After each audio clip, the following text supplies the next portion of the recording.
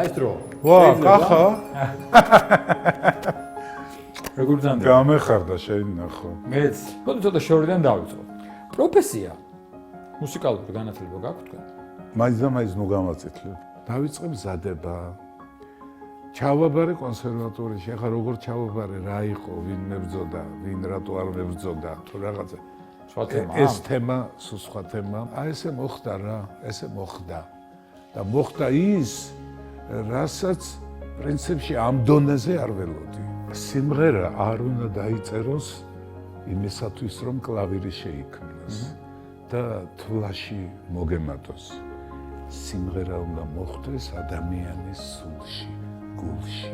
არ მინდოდა ამ თემაზე საუბარი, იმიტომ რომ ვიღაცებს ვაწყენინებს, მაგრამ ადამიანი ნათელი უნდა იყო, სიკეთის მქმნელი უნდა იყო.